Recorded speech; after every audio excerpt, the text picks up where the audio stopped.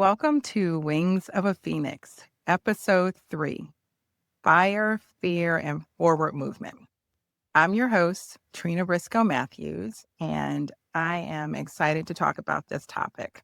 When we think about fire in terms of a divorce, I think we're all clear on that. It's the disruption, the upheaval of your life.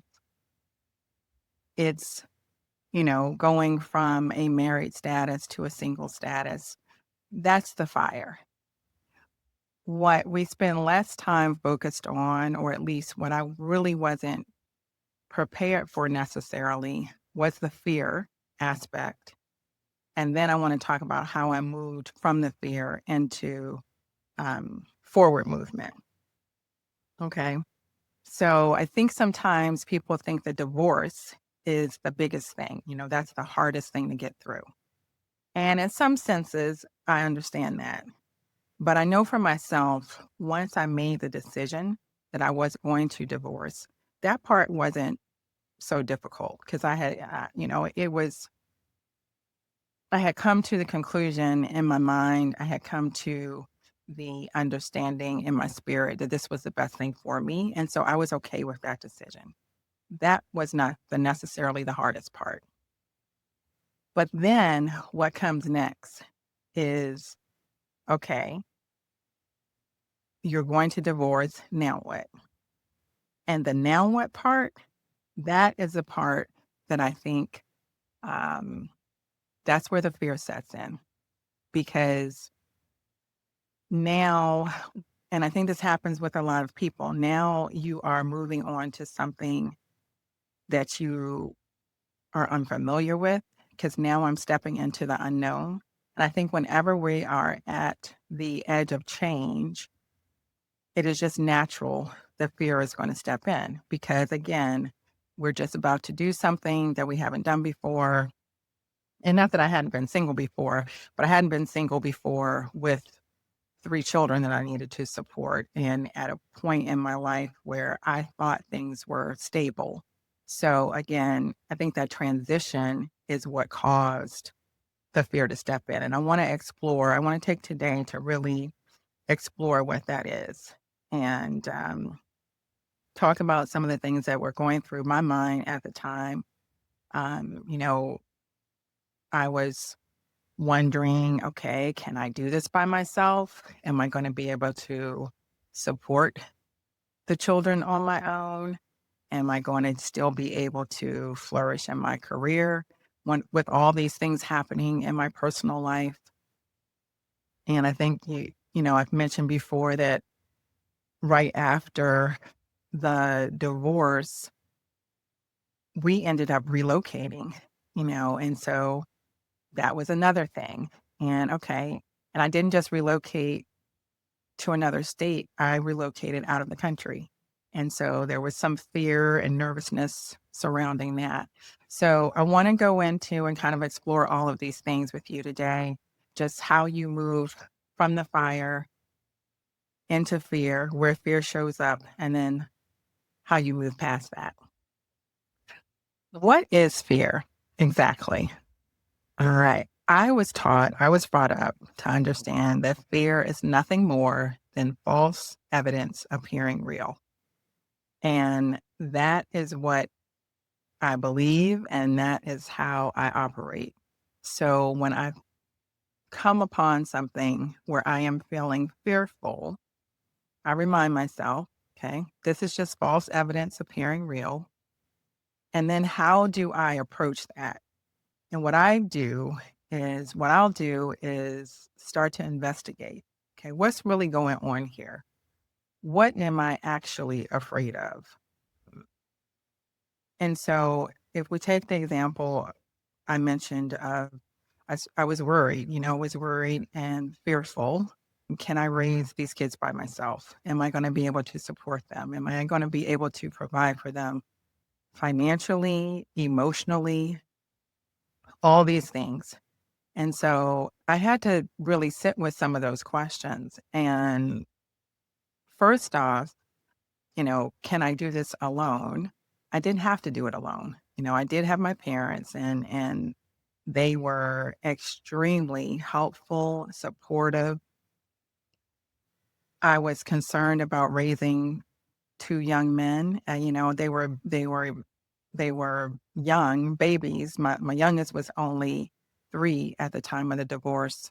My older son was already in his first year in college, he was 18, but I was concerned about that. And again, I didn't have to do it by myself. My dad was extremely instrumental then and still is to this day in raising my young adults now. So he did a fantastic job. I was also concerned, I had my daughter was, I think, 12, 13, so a teenage daughter at the time of the divorce. And I was concerned about her. But again, I was there for her. My mom was there for her. I didn't have to do it alone. So these were things that I had cooked up in my head that were not actually true. And I think that's the thing about fear is that it has its place. It will keep us from, running into a burning building. We're afraid to get burned. Okay. Makes sense. It's going to keep us from some danger. The thing that we have to do with fear, though, is not let it dictate our life and be willing to investigate what's underneath the fear. Because normally there is something else going on. And those are the things that we need to get to. What's really the issue? And I think for me, that's something that is important that we investigate what is really beneath the fear. Because usually there's some other things going on that we have not verbalized or we have not come to recognize for ourselves. And those are the things that we need to understand about fear. Fear is just false evidence appearing real, which means there is something, it's not real. You can move past it. Use fear as a signal, but don't let fear dictate your life. What happens when fear becomes a liability? And what I mean by that is when we are no longer using fear to give us signals, but now we're letting fear dictate our lives.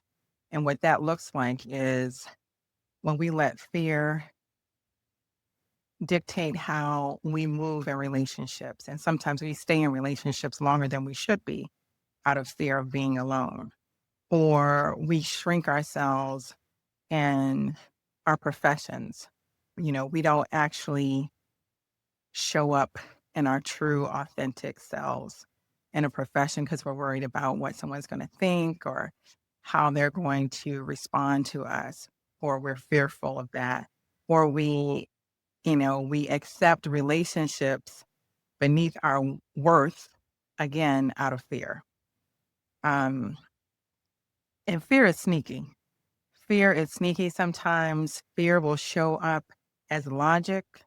Fear will show up as being patient, being responsible. Um, Fear will keep you in your comfort zone. And I think we all know that our comfort zone is also a zone of stagnation. We're not growing when we're comfortable. And I'm not saying that we have to always be uncomfortable, but I am saying that when we want growth and expansion, that's not going to feel great all the time. And it can be uncomfortable. And the fear will have you believing that, it's safe here, you need to stay here. And again, it's sneaky and it keeps you from moving forward. So I think that the whole thing here is to really understand fit, where fear fits in our lives and take clues from it, understand what's going on, investigate it, but don't let it dictate things. Because had I let fear dictate our move overseas after the divorce, there's so many things that I would have missed out on and my kids would have missed out on because that experience has really enriched our lives in just such a way. Um, it's almost hard to explain. But I felt the fear and I did it anyway because I was looking at the best possible option for us was a new environment. It was an opportunity, a career opportunity I did not want to pass up. And even though I wasn't exactly sure how it was going to turn out and whether or not I could do it, I figured, you know, I need to try. I need to be, I can be afraid and I can do it anyway. And that's exactly what I did. Um, because, like I said, fear will keep you from growing and it will keep a lot of wonderful opportunities will become out of your reach because you're too concerned and too fearful of the what ifs. And the thing that we rarely think about, we tend to always think about what if this, and it's always something negative. And the thing is, there's also a whole other side of the what ifs that is positive. What if that opportunity that you have not been applying yourself to, what if it actually does work? You know, what if this experience that you want, that you've been hesitant to go for, what if it actually turns out positive for your good? So I think that is really where we need to um, be okay with being afraid and doing it anyway. Taking the fear and moving forward. Just do it anyway. Because otherwise, fear will get us stuck. And we don't want to be stuck and we don't want to miss out on opportunities. We want to analyze it for what it's worth and say, okay, it's trying to tell me something. Understand what it is it's trying to tell you. And then you decide how you're going to move forward, but don't let the fear dictate your movements. Before I wrap things up for today, I want to leave you with 3 questions. Okay. The first one: where am I allowing fear to lead my life? Question number 2: who would I be if I didn't let fear take the lead? And the third question: what is underneath this fear and what does it really need from me? Okay. Now remember, fear is just false evidence appearing real.